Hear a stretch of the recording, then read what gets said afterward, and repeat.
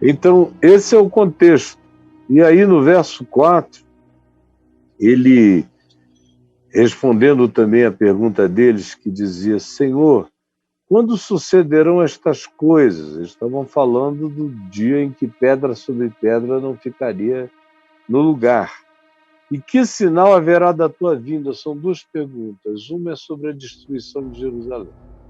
E a outra é sobre a volta dele. A volta dele. Que você nem crê mais que aconteça. A maioria aqui virou saduceu. Eles creem em Deus, na importância de Jesus como um profeta, ou até um filho de Deus, um filho de Deus, e que disse coisas incomparáveis. E tem alguns até que creem que ele ressuscitou dos mortos, para dar uma esperançazinha para a gente, mas não creem que ele vai voltar. Isso aí é um outro business. Cada vez mais tem gente que não crê que ele vai voltar. É por causa dessa desesperança que as pessoas vão escolhendo os líderes políticos mais bizarros, mais doidos, com promessas de mito, com promessas de solucionadores, de messias, de salvadores, porque não creem mais que Jesus vai voltar, vão topando todas as mirabolâncias, todas as miragens, todos os enganos, todas as promessas falaciosas. Se a pessoa não é uma criança historicamente tola, politicamente sem memória, não abraça de jeito nenhum aquilo ali. Mas a garotada, meu Deus, a garotada bebe a largos sorvos. E ainda rota dizendo: cala a boca que você não sabe nada. Porque não creem mais na palavra de Jesus, em como Jesus descreveu essas figuras, disse que elas nos seriam comuns, tanto quanto não creem mais que Jesus vai voltar. Então ficou uma pálida, uma esquálida crença num Jesus moldado à imagem e semelhança da religião. E aí fica difícil para qualquer pessoa inteligente crer nesse Jesus segundo a imagem e semelhança da religião. E desculpa, você tem que ter uma certa dose de ignorância somada à alienação, coroada com alguma burrice, para crer nesse Jesus moldado à imagem e semelhança da religião e que fica parecido com o projeto político da hora, faz com que os crentes que já apoiaram todo mundo, já apoiaram Constantino, já apoiaram príncipes francos, já apoiaram reis ingleses e rainhas, já apoiaram movimentos radicais na Europa entre o sexto e o 18º século, já apoiaram de tudo.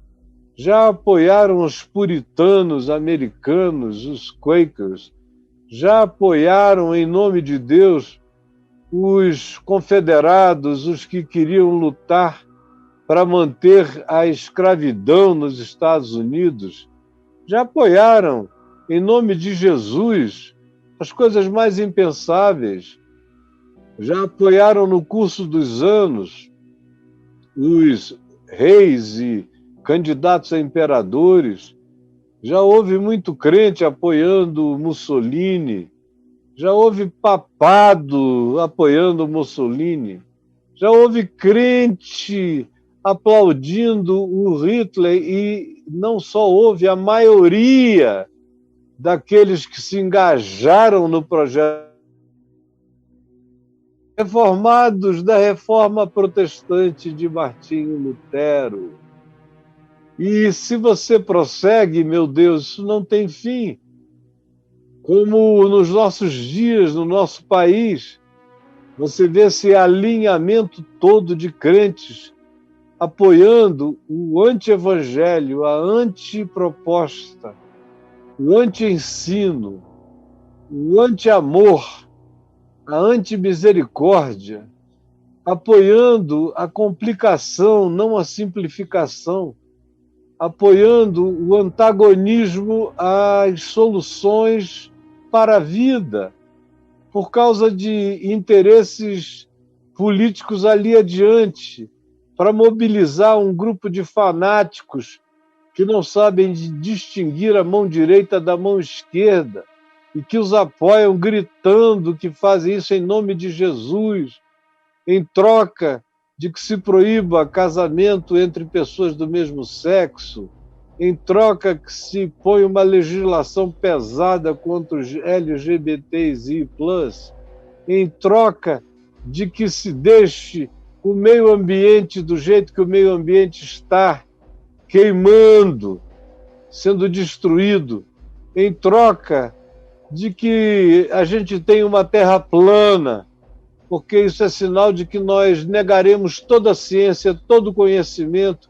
Em troca disso, em troca do obscurantismo, em troca dessa maldade praticada em nome de Jesus contra simples e pobres e contra diferentes e estranhos, isso tudo vem sendo feito em nome de Cristo.